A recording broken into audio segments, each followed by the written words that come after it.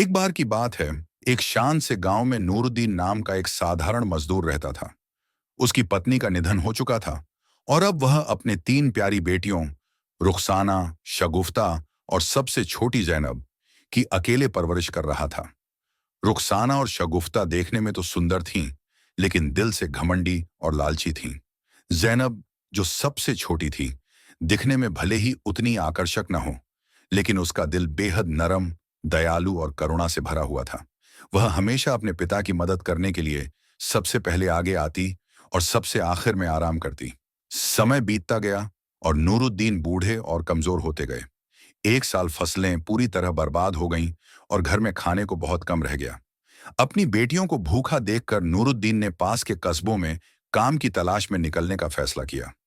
वह अपनी बेटियों को एक बुजुर्ग पड़ोसी की देखरेख में छोड़ गया। रास्ते में नूरुद्दीन की मुलाकात एक अजीब से बूढ़े व्यक्ति से हुई, जो एक पेड़ के नीचे बैठा था। उस व्यक्ति की दाढ़ी लंबी और सफेद थी और उसकी आंखों में चमक थी। उसने कहा, मैं तेरे दिल का दुख देख सकता हूं।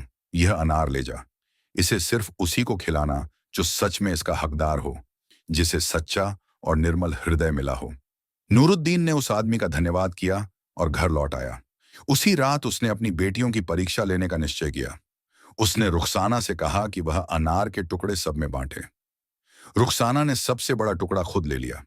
शगुफ्ता ने भी वही किया।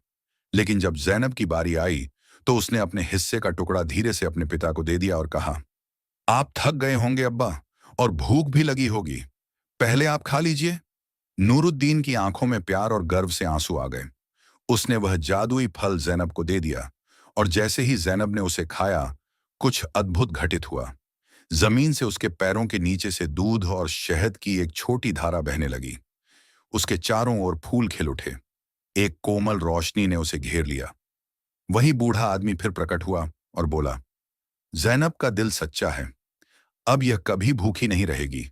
इसकी दयालुता ने आशीर्वादों के द्वार खोल दिए हैं।